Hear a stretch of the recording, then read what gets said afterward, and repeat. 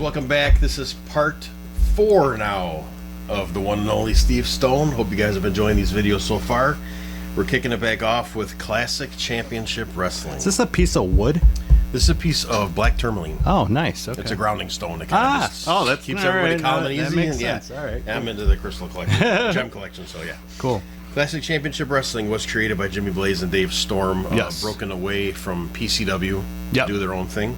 There was like a bunch of them, right? No, just them two. They're the only But two. no, a bunch of like breakoffs, right? Because Yes, then everybody Scarpone, kind of- Flyboy, and John started AAW, right? That And then sounds Danny right. ended up buying it. Okay, Yeah. yeah. They kind of just disbanded, and it derived from PWI, so that's kind of like the timeline there. Yeah. My goodness. Your first match and only match I think for it was my CCW. only one. It was 6/14 of 2003. And I think that was the very first show. It that was. CCW ever ran. It was. You beat I wouldn't call him a wrestler, but Don Kohler. Yeah. I got a long history with him too. Oh, you do? I do. Okay. I mean, Jimmy told me I was working him. He used to come around PCW a bunch too, and like want to train. But then he's one of the guys that wants to be a wrestler, but doesn't want to get in the ring and train. There was a lot of them when I worked with PCW, and then I think that's why me and Dave got so many opportunities, because we were in the ring all the time working our asses off. But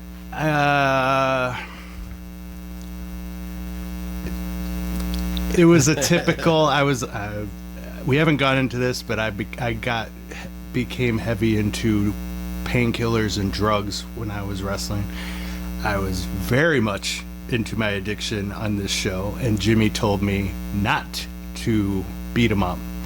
So I did it anyway.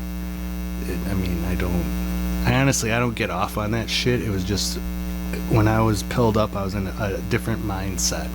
But I don't remember the guy being good either. No. That's probably why I did it. I mean, I put together a pretty easy match, and doing that show is the reason why PCW wouldn't use me anymore. You know, I wasn't going to go back anyway, just because they only paid me $10 for where it drew 1,000 people.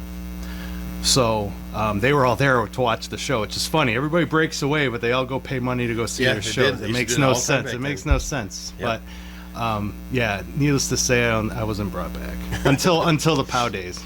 That's right.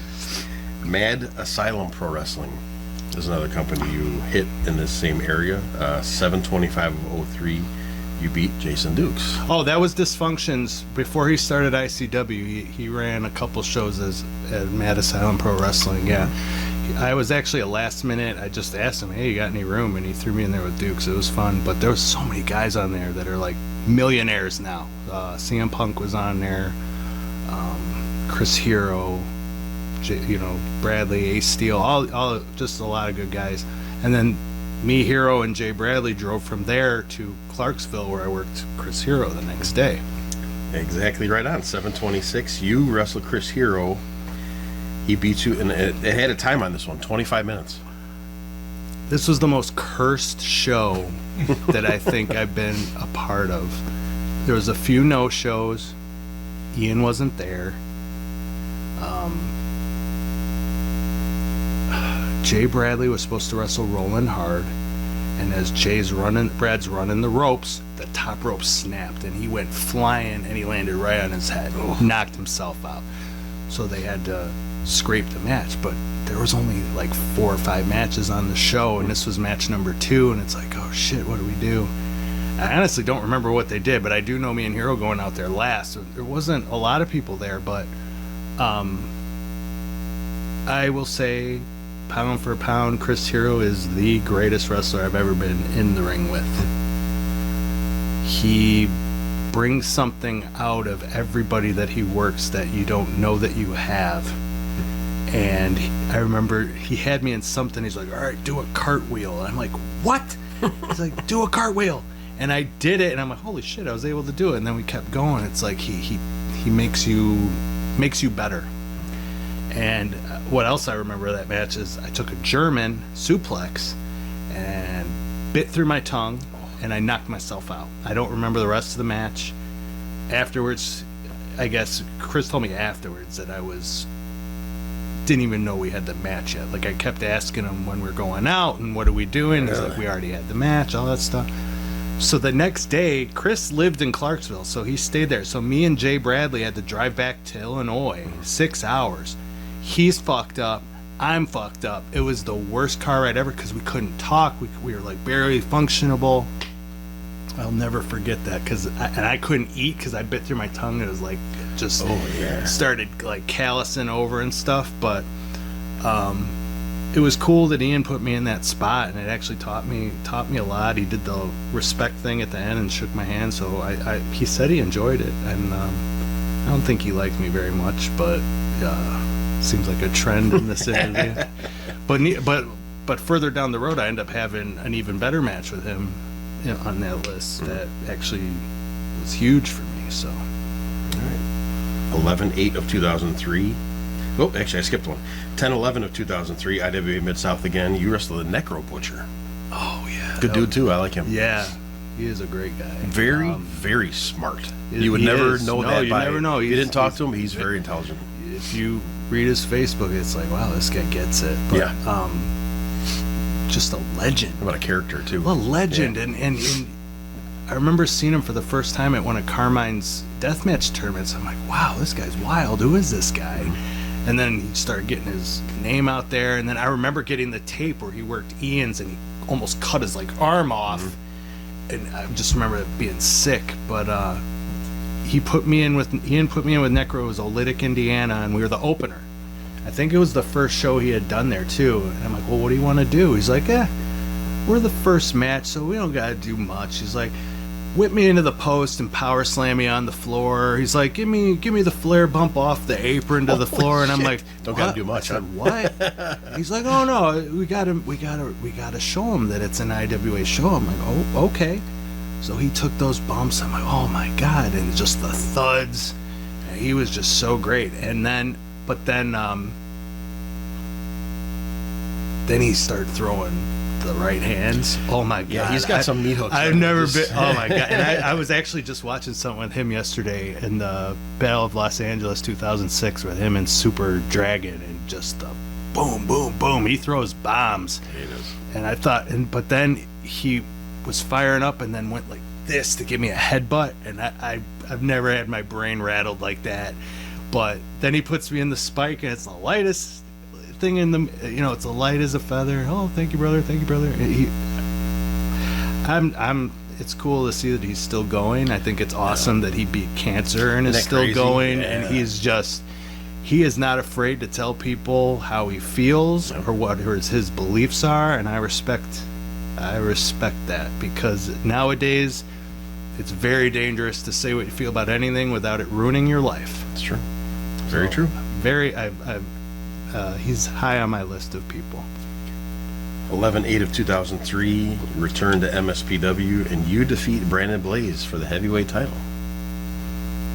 Did I beat? Oh yeah, I think that was the first Coal City show. God. Oh wait, no, that wasn't Coal City. I wasn't the champion yet. When did I beat him?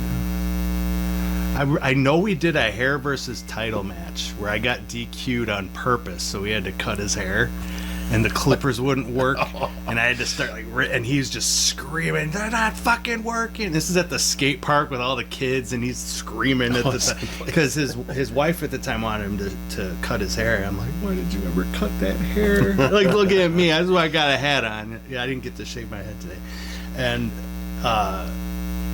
I remember we did a few matches, and then I'm trying to think, the skate park. We ended up teaming together. Sorry, I'm trying to remember. Like when I won the belt, I don't remember winning the belt from him. Honestly, maybe I did. I don't know. Yeah. After that, in the next month, actually in January, 2 months later, Floyd Turbo, which was him. That was Brandon under a hood. Yes. So yes, I did you. beat him for the belt. Yep. Yes, you're right. And then he came out as Floyd Turbo, which was awesome, because then he unmasks him, and I do and he hits me with the DVD and beats me, and then I've heard that name forever too, and then just doing that this, was and it that says used Brandon. to I'm be. like, oh, I didn't know that was used Brandon. to be Bailey Mannix under the hood, okay. but he had He did the it just for that? I think he worked that show, and Brandon's like, oh, and I said this would be a great idea, and he did the gimmick really well, like Brandon did, so it was funny. 228.04. I'm going to skip one match in between there just to continue your guys' Sure. feud. You beat him in a dog collar match. Oh, I felt so bad about that match. I'd worked for Ian in the opener that night, and I was taking double bookings because I just wanted to get better and get my name out there, and we were the main event, and they're calling me, and I'm still so far away, and they're like, we've been holding this show back for like an hour, and me and Brandon never got to go through anything. It was all my fault. The match was not good, and the same night I worked this kid Skeeter Frost in the opener for Ian, and he was an NWA Wildside guy. Okay. I don't know what got into me, but I was extremely rough with him, and I think it was just the crowd was going so hot, it just like got me excited and stuff. But then when I got to the back, I'm like, you did really good, thank you, blah blah, I gotta go. And then I think the hammer got dropped on me because then Bill Barons runs NWA president, Wildside. right? Yeah. He runs NWA Wildside, wrote me an email just tearing me apart because I had gotten booked for TNA through him for like a few weeks when they were doing the weekly pay-per-views. Yeah. And I was all excited, I was getting ready to go, and he wrote me, he's like, why would you beat him up? He's like, you know, you're unprofessional. He's like, and I wouldn't use any of those racist jokes around because I know New Jack. And I'm like, I didn't say anything racist. It was someone else, I won't say who, but they had said something, and they thought it was me and told him it was me, and I'm like, oh my god, now he's gonna tell, and I'm like, oh, that's another New Jack story. I'm like, oh my god, he's gonna tell New Jack on me, fuck. But that's where Vito comes in again. Vito was working NWA Wildside, and I was like, hey, could you get me in there? He's like, well, you have that issue with Skeeter Frost. I said, oh yeah. I said, give me his number. So I got his number, I called, and I apologized. And then ended up not going, but he did come and work for Ian a time after that, and it was just, you know, hi and bye. But I'm glad I got to call and apologize. But that's when my heat started With Ian? with the IWA. Okay. It wasn't really Ian, it was the locker room. And Gotcha. yeah. 2 weeks before the dog collar match, you are down there, 2/13/04. Balls Mahoney, Axel Rotten, Madman Pondo, and yourself defeat Brad Bradley, Ryan Boz, Carmine DeSpirito, Jim Fannin, and Ryan Boz in a barbed wire match. It was actually Ian, not Axel. But yeah, I remember asking Ian, I'm like, wait, 4 guys against 2 guys and 2 managers? He's like, don't worry, it'll work. And Brad and Boz were not happy that they had to get color. I was not happy I had to get color because we were all new to that. Everyone else had done it, but Was it was fun. barbed wire match? Yeah, there was. I think they wrapped barbed wire around the ropes. Okay. But I mean, it was just brawl, and we all hit our finishes on Jim for the win because that was where the heat was, and I missed Jim on my moonsault. I maybe hit him with like part of my arm. I was so pissed about that, but that was the night after that match. I'm like, fuck it, I'm getting pictures with everybody, and I'm glad I did because that locker room was like Ian, Balls, Sabu, Austin Aries, Matt Seidel, Delirious, all these guys, and I have pictures of them. I wish I would have brought them. Sorry I didn't, but there's a picture of me and Matt Seidel just like this, grabbing each other's ass. It's like there's a story there. Like, it was. That was one of my most fun times in IWA. Was that match? At mid 2004, towards later 2004, Totally Tool Wrestling. Oh dear. By You know, Joey Eastman. I get more people that ask me about Norman the Mormon than most of my other wrestlers. I've never heard about that until researching this. Yeah, Norman the Mormon. Adrian Serrano beat Norman the Mormon in round. I put the town on here. Round Lake. It's 8:22. You know who your manager was? It was Aaron. I Yeah. remember Aaron. And we were both Mormons. The only thing I came up with in that match, it was me against Adrian Serrano. Adrian Serrano was being himself. And I came out with Aaron as the Mormon. And I'm like, does anybody have New Jack's entrance music? And they're like, yeah, I got it in my car. God. And I said, how about we do a Mormon hardcore match? But I came out with like paper clips and like all this shit that wouldn't hurt anybody. And I came out with the bandana on like that, and I threw in the garbage can. It was all just crap, and he beat me up. But he had some girl with him outside, and he sticks my head outside, and she pulls out this dildo that's like this big, and she just wham, like hit me as hard, and it was hard. It hurt really bad. And I fed back in, and he hit me with some finish and pinned me. I'm like, and as he's covered me, I'm like, never thought that hitting hit with a dildo would be a finish of a match. But yeah, that was a crazy time. That was fun though. Like, Priest was Lester the Molester, and Colt Cabana was a Twinkie. He was dressed as a Twinkie, and Had a one-arm ref. yeah. God, there was so much. They did a few of those. I remember they did. It was what, Ed Schumann versus, who did he work? Where it was like first person to stand up match or something like that. It was Schumann. Oh, fuck, it was like Schumann, and it was Rhino and somebody. It was like this crazy thing. Fuck. Joey will tell you. If he watches this, he'll know. I'm sorry. I can't remember what the match was, but I know Schumann was involved. First to stand up. Yeah, it was something like that. 8/28 of 04, the first time I've seen NWA Wisconsin marked on this picture. Yeah, here. Silas. Yourself and Brandon Blaze defeat Danny Scott in a handicap match for the NWA Wisconsin tag team titles. Oh, okay. Well, my first match there, I worked with Silas, and we had a really good match, and Jason Jerry started booking me more. But that, I think DDS and Bailey Mannix might have had he either couldn't make the show or had a falling out or whatever. But yeah, we did you said 2-on-1, right? It was 2-on-1, yeah. Okay, yeah, that was when we won the belts. Yes. Okay, yeah. I don't even remember why we did it, because I think Bailey Maddox was there. I don't know what happened, but it was boring. I mean, it was a decided squash. We should have given him more, but we were trying to get to another shot, so we kind of just went in, went out. Yeah. You know what I mean? So 9/4 of 2004, same place. You wrestled Ken Anderson. Oh, Kenny, yeah. He's good. Yeah, good guy too. Yeah, very good guy. He actually Fun talking to him. that night when we worked, he got into this big argument with his girlfriend, and I was kind of hanging out with one of her friends, and he went out to the car, and she had the door open, and he swung it the opposite way, so the door just goes like bends around, and I'm like, holy shit. So they end up leaving, and he's really upset, and I just went over. I was one of the boys. I was like, hey man, it's okay, let's go to the bar. I gave him my phone number. I said, if you need anything, give me a call. He remembered that, and then like a year later is when he got the job with WWE, and he's like, hey, called me. He's like, I need you to book like 10 guys to do security for Raw on Monday. I'm like, holy shit. So I was at an NWA Wisconsin show, so my mistake was I picked guys that were there. If I could redo it, I would pick guys that I trusted. Gotcha. Because there were guys I got booked that I wouldn't fucking piss on if they were on fire right now. And but that was fun. He was the reason I got my first like WWE extra thing. Is it you and Craig were security? No, that was there? the second time. This is the Okay. first time Lita had just turned on Kane, so Okay, we yeah. were security for Edge and Lita. Gotcha.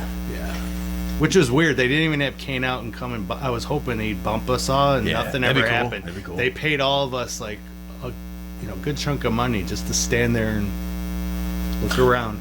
Okay, whatever. Easy payday. Better than the PCW one, right? Yeah. 9/10 of 2004, Mid-American. This is where Void Effect starts here. Okay. You and Zero beat Dinty Moore, who we know as Matt Winchester, Yep. and Adrian Serrano.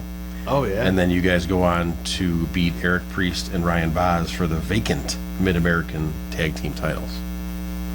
I don't ever remember doing that. I don't think we ever did. Maybe that was Void Effect. Me and him weren't Void Effect. We were called Supremacy Squad or something like that. I can't. Fuck, did that happen? I have seen the places I get these from do have missed things. Yeah, I but don't think that happened. I was never Mid-American Tag Team Champion.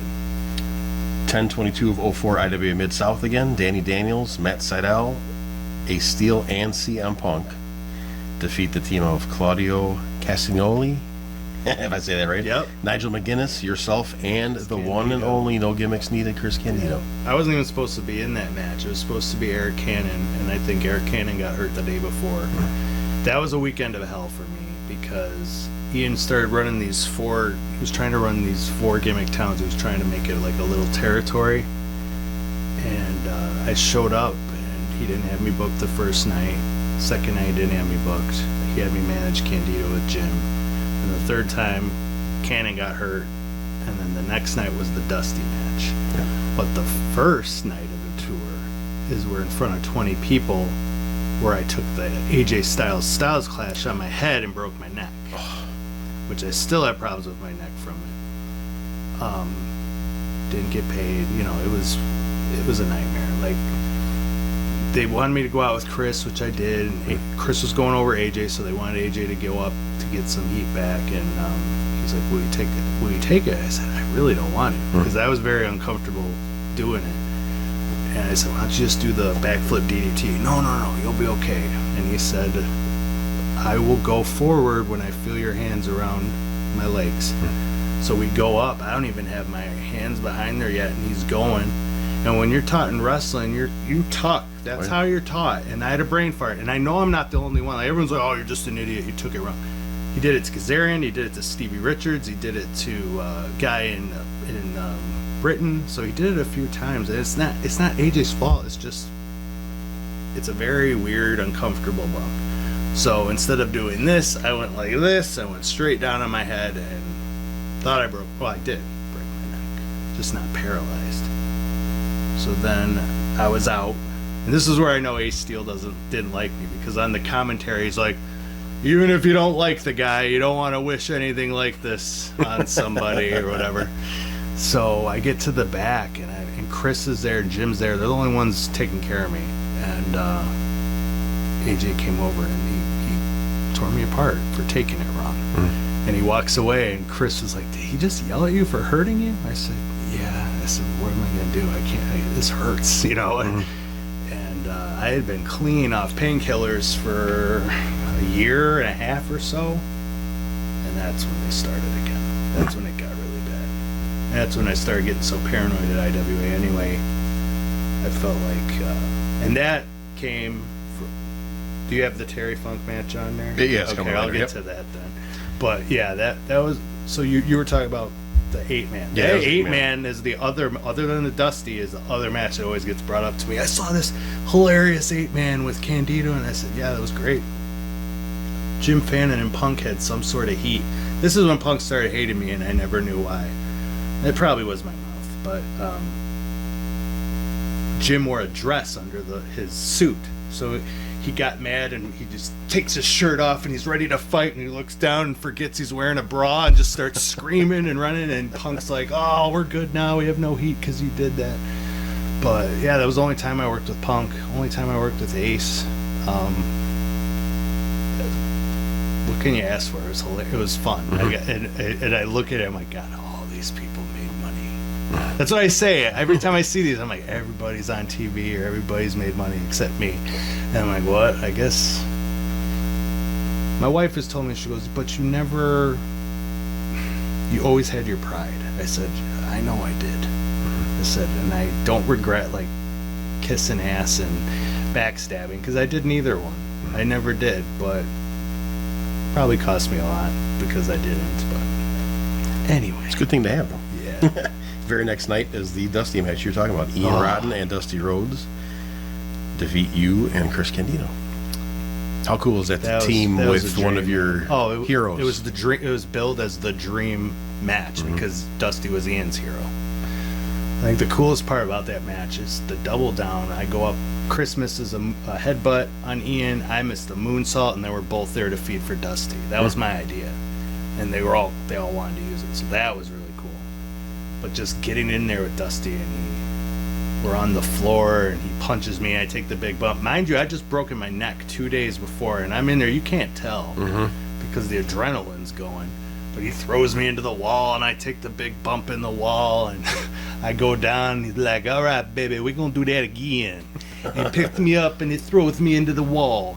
But he thought that spot was so cool. I mean, I was just took a bump in the wall, but then Ian for the finish takes Dusty's elbow pad and does the elbow drop, and he screams out, "America!" And I'm just, as I'm looking up ready to take it, I'm like, shit, Dusty hated that gimmick. What are you doing? But anyway, Ian got color in the match. He got hit with a briefcase or something, and he got color, right? Dusty got color too. We threw him into the post. Ironically, his shoulder hit the post, and all of a sudden he came up with his head bleeding. I don't know how that works. But he was a legend. I wasn't going to say anything. So Ian, I don't know if he wanted to just show Dusty he could get more color or do whatever, but he gigs again. And during the match, he's bleeding so bad. Chris is literally going, "Ian, stop fucking cutting yourself. I'm sick of it," because we had blood all over us. Mm-hmm. He hits the elbow on me. He goes down to thank me, and it's like all coming on me. I'm like, oh my god! Oh, yeah, it was. But no, and that's where it goes back to Danny getting me into IWA. You know, working hard, and then Ian believing in me enough to do that, because he asked me who I wanted to work, and I said Chris, and he was gonna bring him in, and it fell through.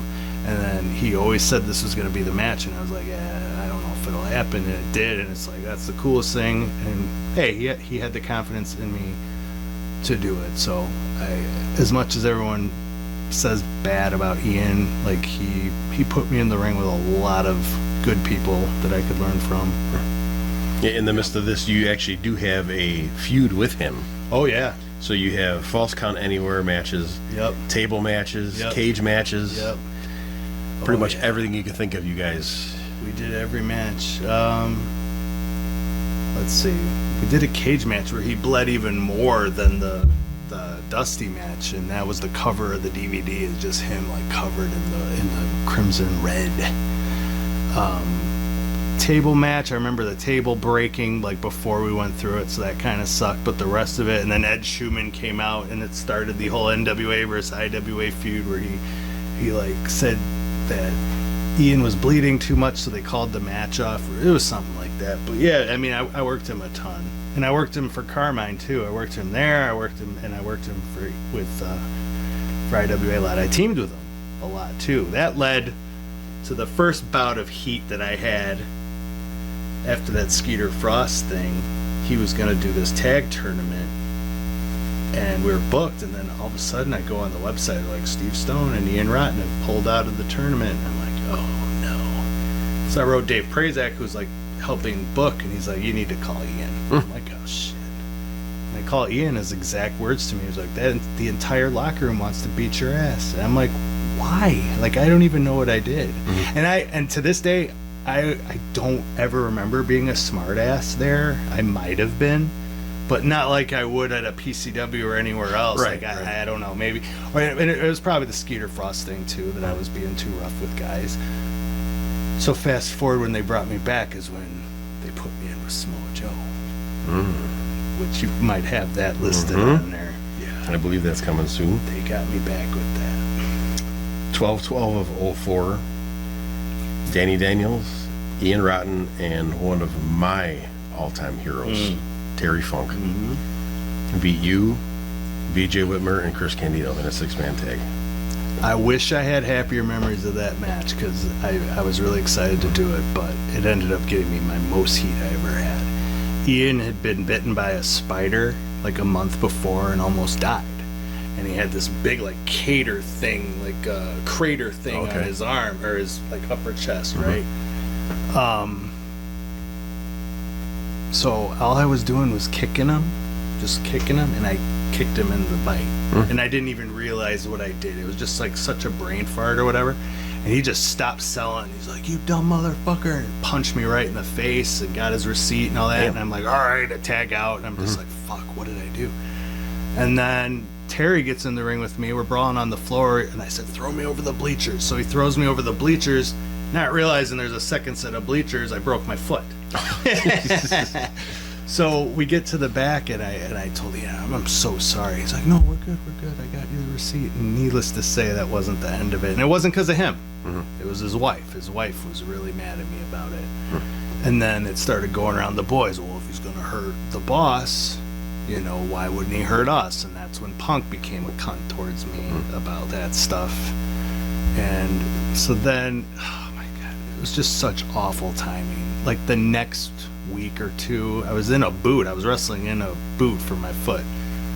Me and BJ against Danny and Ian in a cage, and Danny's holding me for Ian to hit me with something, but he hits me, and I like sell, and I broke Danny's nose.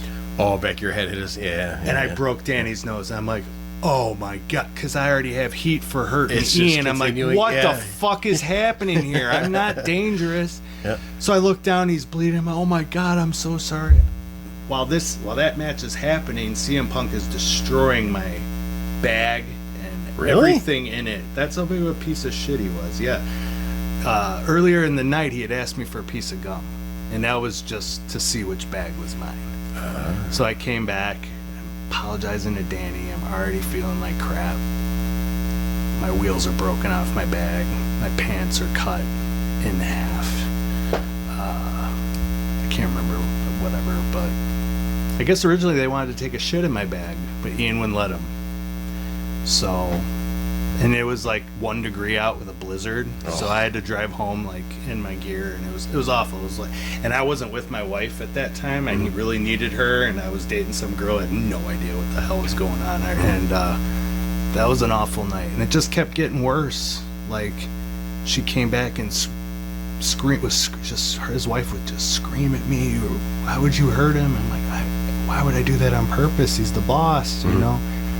And anyway, that's what happened in that cage match. Yeah, poor Danny. Danny wasn't even mad at me. You knew it was an accident, I assume, right? Yeah. Like I headbutted him on purpose, you know. I will hit the Samoa Joe story you got here too. Oh, right. I did see it on here, but I did not put it on here. Oh, okay. So, well, I saw the show listed and it said Samoa Joe in action, and I'm the only one not on. I'm like, oh my God, they're putting me in with Joe. So I get to the show and they got me. I see that I'm with Joe, and I'd met a high and by with Joe. You know, that was it really, and I knew what was coming. There's no other way why they put me in with Joe. It wasn't, you know. But in Joe's defense, he was very giving. He took all my shit. It's the one and only time I fucked up the moonsault. It landed right on my face, and I like, it's on Botchamania. I'm like, this is ridiculous. How do I screw that? I think I was so nervous and so anxiety driven because of him beating me up so badly. You're ready to think about something's coming. Like, you know how he does the snapmare, he'll kick you, and then he does the knee lift. He kicked me so hard, like I had to roll out. I could not breathe. He caved my chest in. And then, what was the other thing? Oh, he kept putting me in submissions. And you know, if somebody's going too tight on you, you give him the Iggy to loosen up, and I'm giving him the Iggy and he's going worse. And I'm like, all right, I'm being taught a lesson. Got through it. Like, he put the choke on me light as a feather, and then Chris Hero came out to save me, which is ironic because he hated my guts. But, yeah, so yeah, that was that. He sat with me and he went over how to be a better wrestler and what to do and you know, but then I don't think I lasted long after that. But before that is when I had my other match with Chris Hero. For some reason, when I would watch these IWA shows, my goal was to get an Ian speech. You know, after these matches, he'd come in and he'd cut a promo on how good you were or whatever. So me and Chris had the match, and they're giving me a standing ovation. I'm a heel, and Ian comes in and cuts the promo. I'm like, oh my God, this is amazing. I thought it was the greatest thing in the world. And then in my head, I'm like, he's got to know that that's just because how good Chris Hero is. Like, Chris Hero is the god here. Like, I just listened and did what I was told. But it ended up giving me opportunities. I was supposed to work Bryan Danielson the next month, and something fell through. I'm like, oh man, but I ended up working Danny for the IWA title, and it was, you know, good match. Probably our best one that we had. But I'm my own worst enemy. Yeah, this is about the end of the IWA Mid South section. Yeah. So I don't know if you want to touch on the Chris Candido at this point. Oh, I mean, yeah, this is the final entry of him on your timeline of actual matches. Oh, all right. Well, we'll hit him while we're talking about him. Ian brought in Candido as a surprise. It was me versus Ian at the Ted Petty Invitational. We went like 5 minutes, and then Candido debuted, and we just beat the shit out of Ian.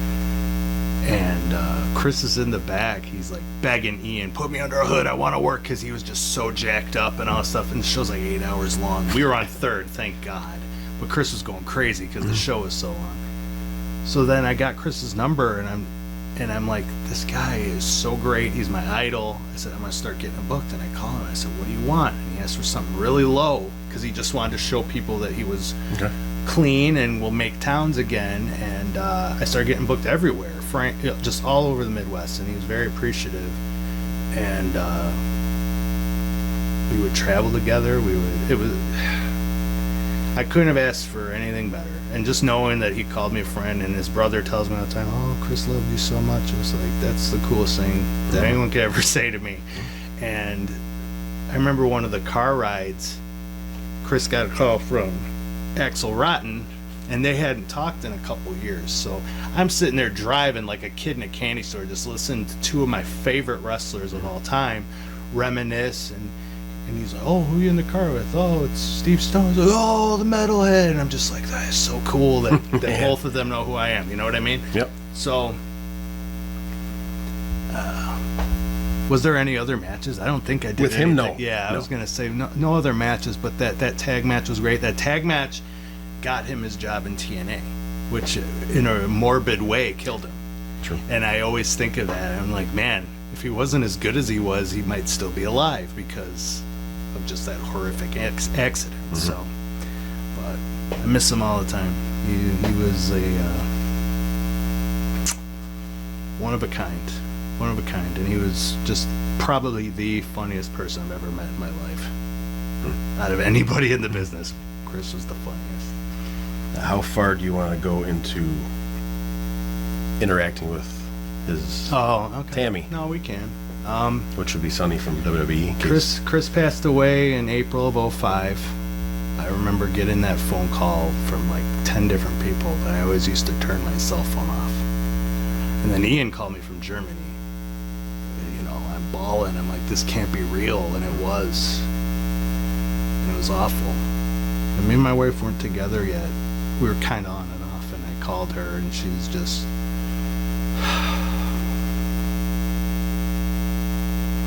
I mean, what happened?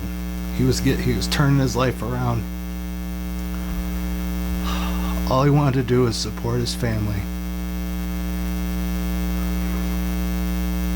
It's amazing that you take so many pills, you do all these drugs, and it doesn't kill you. You're in the hotel room that Eddie Gilbert died in, and you realize, oh, I want to live. And then you're trying to support your family, you freak accident, you want to keep your job, you get on the plane, and that's what kills you. That's how this business is. It's morbid, it's not fair. And anyway, we drove, it was me, Jim Fannin, and Mickey Knuckles. We drove to Jersey for his funeral, for the wake and the funeral. And that's where I met Tammy for the first time. And we introduced ourselves, and she's like, oh my God, Chris talked about you all the time. So that was the coolest That's thing gonna be good to hear feeling. that too. Yeah, And she's like, JJ, because he used to call Jim Fannin JJ Dillon. And it was hard just seeing him in that casket, you know. It didn't hit me until like people came up and started hugging you, and you see him in there. It just becomes real at that moment. And that's where I think me and Punk, we kind of axed our heat right there. Like, I saw him at the funeral, and he gave me a big hug, and we were fine after that. But then this whole Tammy thing, I think, put it over the top. But anyway, Carmine brought her in for a show. Mind you, I think he brought her in because he wanted to hook up with her. I think that's what got me all the heat. But me and her were just reminiscing about Chris the whole time. Chris's brother was on the show. I wrestled Chris's brother. And we were driving back. It was me and her, Carmine, and Ed Schumann, I think. And Johnny. Maybe Johnny was with us. I can't remember if Johnny was with us. But anyway, just brought her back to the hotel room. She said, you want to come watch a movie? Watch the movie. And then like, everyone thinks it was this disrespectful, awful thing that I was like out just trying to do Like it was your master plan to try to go. and it wasn't, absolutely wasn't, and it was just our love of Chris that kind of brought us together. And what I've said before is Johnny, his brother, didn't care. Like, if Johnny didn't care, why is everyone else so mad at me? Needless to say, I'm leaving the hotel room the next morning, and there's one of the boys in the hotel working there. He went and told everyone at the NWA show. So everybody was furious with me. And I'm not innocent. I told everybody. I was a 23-year-old kid. I'm like, who wouldn't? Right. And it was a big mistake. I regret all of that. If I could go back in time, I wouldn't have told anybody. I would have just let it,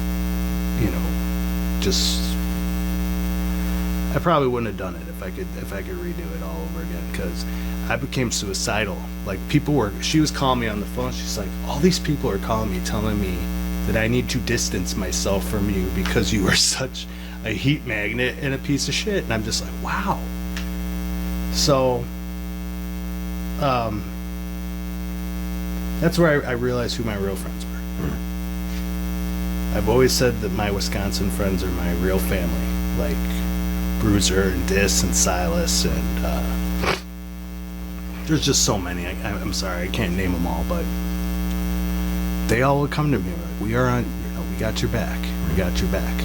So Carmine started using me again, and he had me and Steve Jordan, and I think he was going to do Dinty too, doing like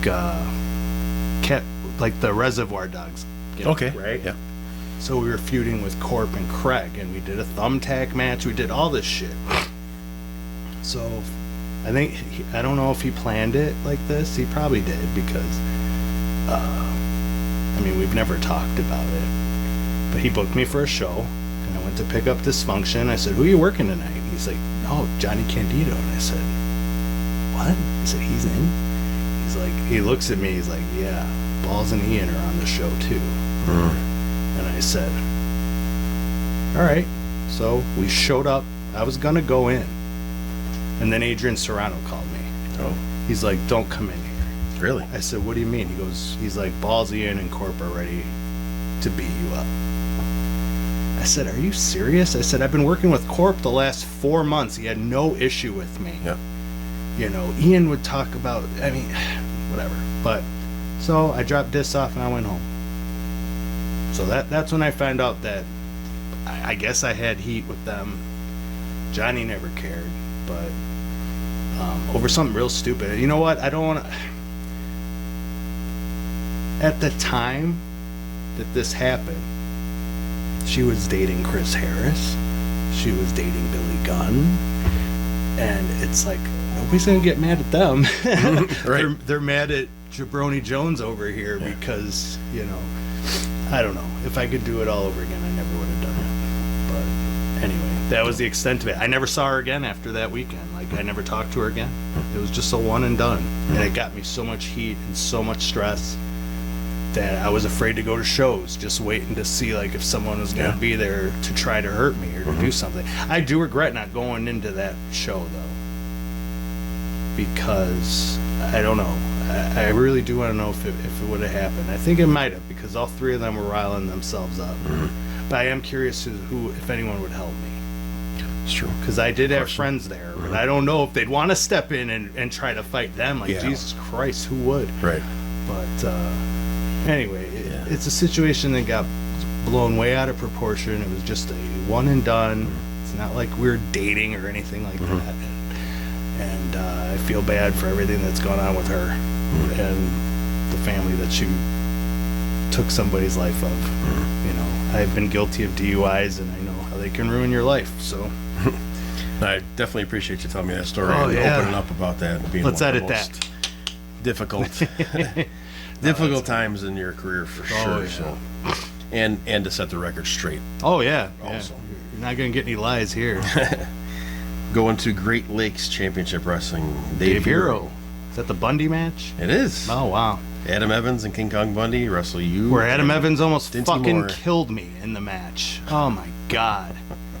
This is when I was starting to get in really good shape and tan and all this stuff. So someone couldn't make it, and Dinty called me. He's like, "You want to work with Bundy tonight?" Fuck yeah. So we come up, and obviously we're not going to take the heat on King Kong Bundy, so we're going to take the heat on Adam Evans, and we're also going to get shined by Adam Evans. He goes to shoot me off. He said he's going to do a backdrop, but instead of doing a backdrop, he went to do a flapjack. So I'm already in the air, and I went down on my head. I don't know how I survived it, honestly. And I just get up, I no soul, and we just start beating the living piss out of him.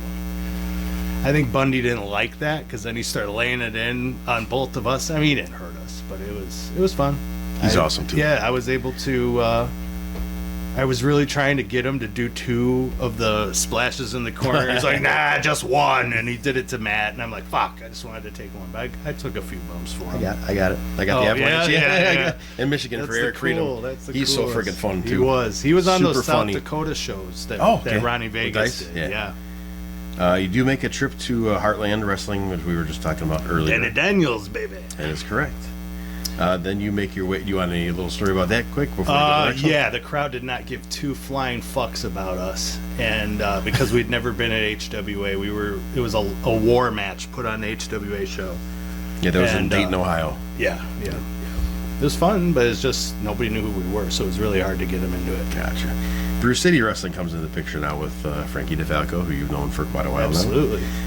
1/14 of 2006, you beat Derek St. Holmes for the AWA/BCW No Limits title in the Franz Bring the Weapons match. Oh, yeah, I remember that.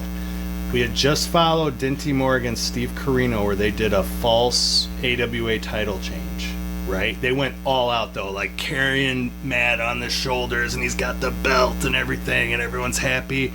And then that Gagnon guy, or whatever the fuck, the one who said he was a Gagne, but he's not a Gagne. I know who you're talking about. Anyway, Dale. There you He go. comes out and they strip him, so the crowd just goes from here to, and then me and Derek had to go on, and we both said, we're like, we can't go longer than 6 minutes, like, so I ended up like hitting him in the head with a SpongeBob pinata, and then hit him with my finish, and that was it. Hopefully being a gimmick match might have helped a little bit. It was to a little, get them a little going bit. It was just such a long show, and just because of what deflated them before.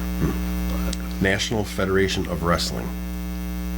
Okay, I don't know that one. 2/5 of 2006, you and Dinty Moore beat Ian Xavier and Travis Sharp. Oh dear in God, Radisson, that's Wisconsin. That's for that child rapist, the Dark Child. Dark Child and Yeah, Chris Johnson. fuck That that ran guy. from 2000 to 2019 is what I saw. I've never heard of any of those people. No.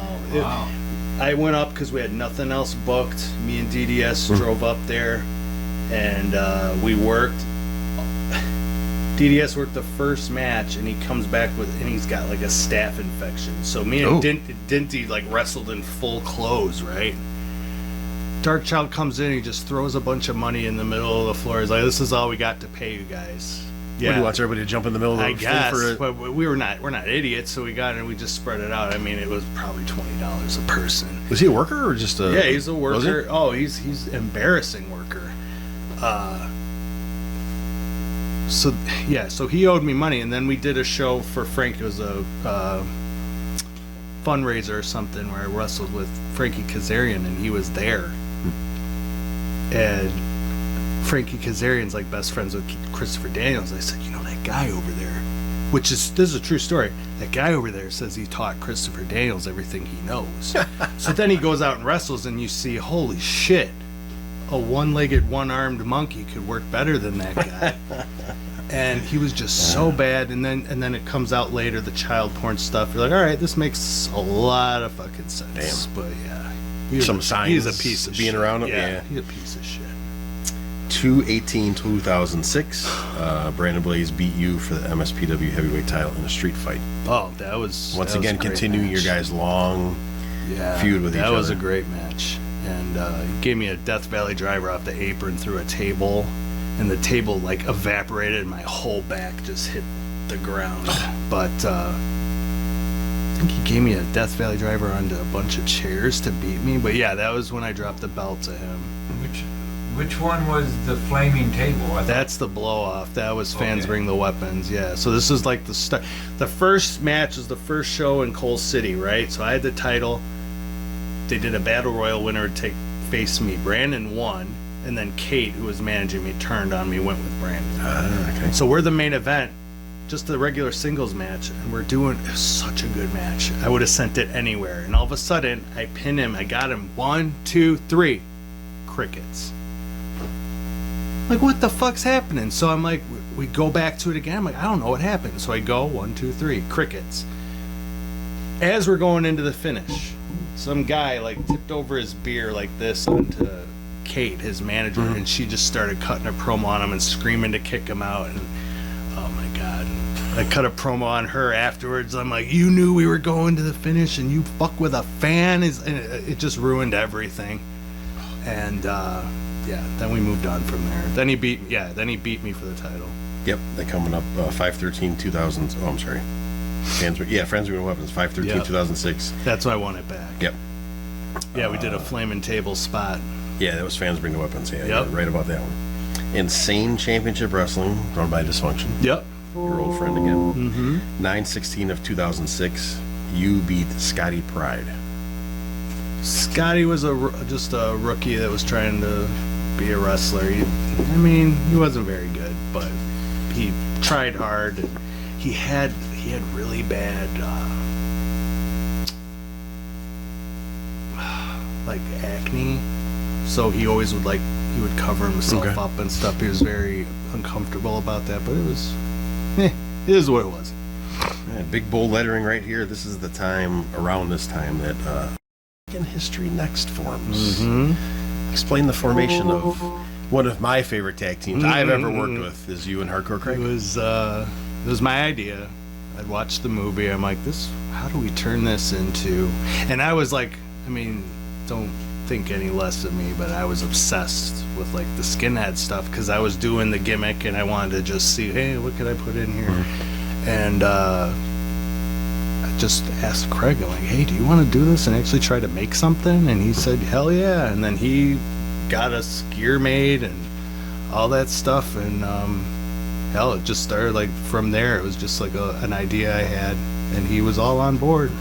Yeah, I asked him when I did his interview too about it, if you guys ever brought that element to the gimmick itself, like the Confederate flags and those. He said actually the fans did. Fans did. He said you guys didn't want to push that just We in didn't. case, but the fans brought it with you guys. The fans would bring Confederate flags. The fans were calling the African American dudes we were working with bad words, and it would get that heated, and everyone was surprised that we were baby faces. I'm like, well, why are you surprised? We're in southern towns, that's how it's gonna be, you know what I mean? But then we'd go other places where we would be heels.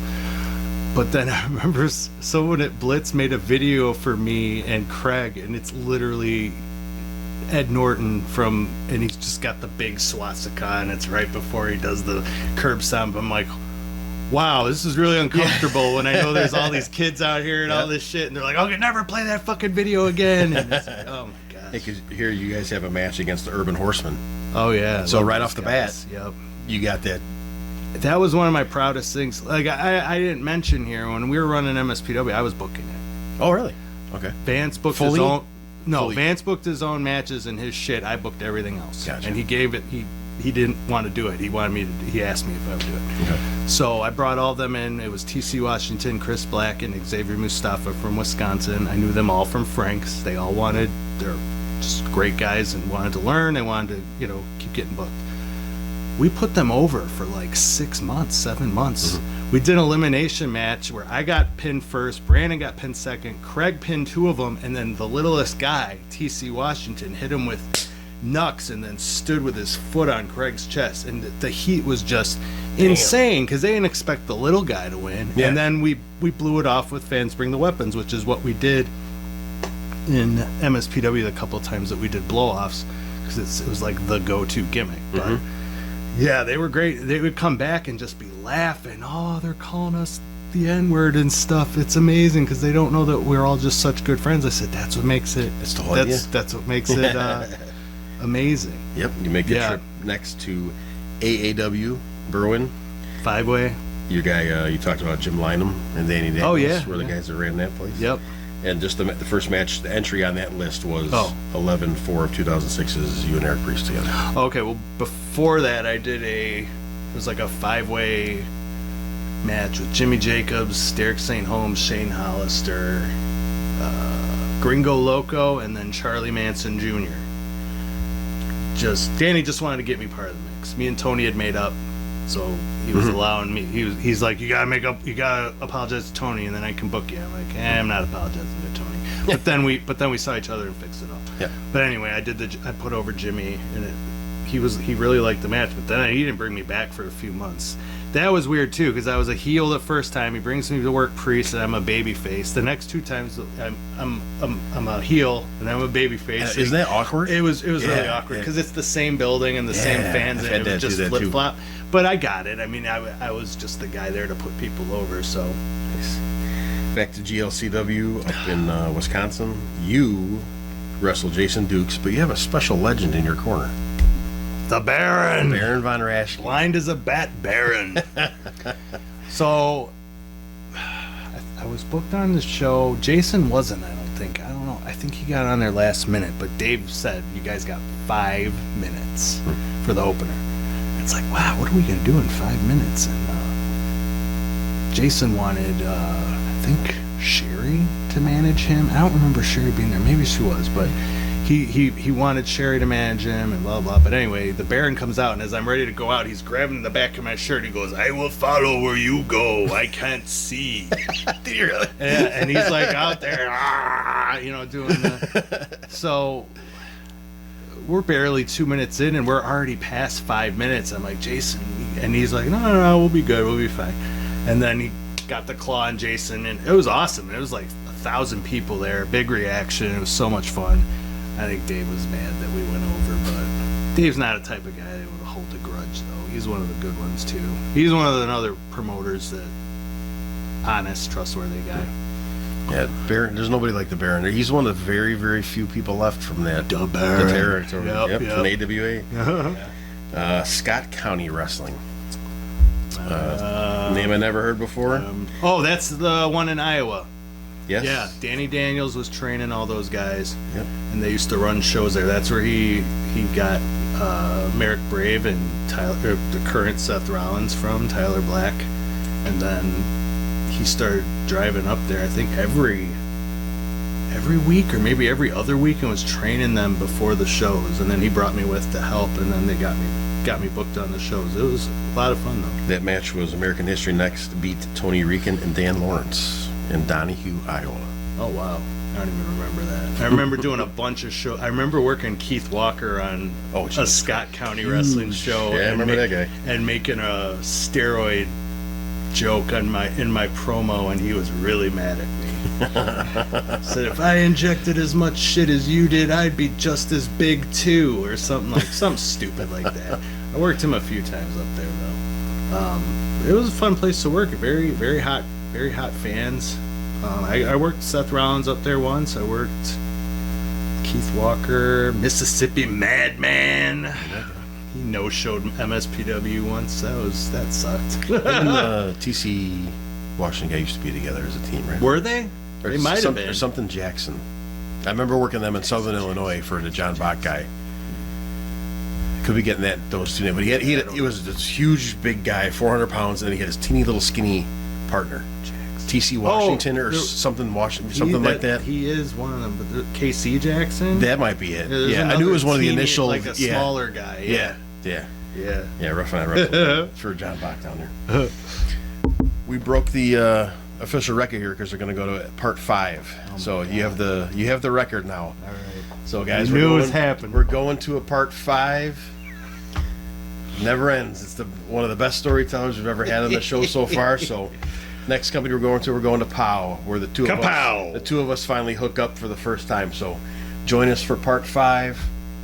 Like, share, spread the word. Like always, thank you guys so much for sharing all my stuff. Facebook, YouTube, Wrestling on the Fly. We will see you guys next time.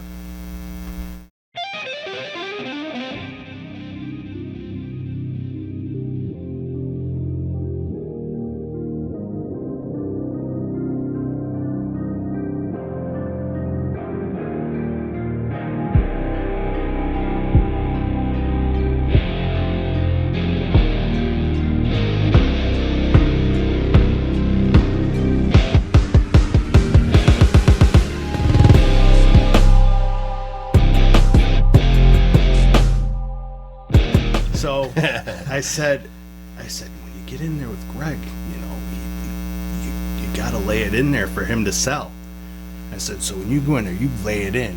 He gets in there and starts kicking the fuck out of Greg Valentine with these kicks in the corner, and I'm just, giggling with Craig. I said, I told him to do that. And Greg just goes, just clops him. I don't even think he knows that this is what blew everything up. But anyway, so that all happens, and he writes me back. Okay. I wrote him a page-long thing with all my ideas on how to turn me, the blow-off, all stuff. Okay. And I said, wow. But I was so heavy into my drugs, anything would set me off. So I sent him a match, like mailed it to him. And he sent me a page long, just stuff you did good, stuff you shouldn't do, stuff, stuff that they look for, stuff. He cares. He's like Tracy Smothers, where he wants to see people succeed, and he wants it for the better of the business. He's great. And his son's great too. Cool. We do the match. My God. I get thrown off the ropes, and you ever seen like Ron Simmons or some of the guys where they hit the ropes where their neck snaps under the top rope? It's just a freak thing. Yes. Well, it happened to me, and I fell through, and everyone thought, they're like, oh my God, it's his last match, and he's gonna die. And I'm like, holy shit, that hurt.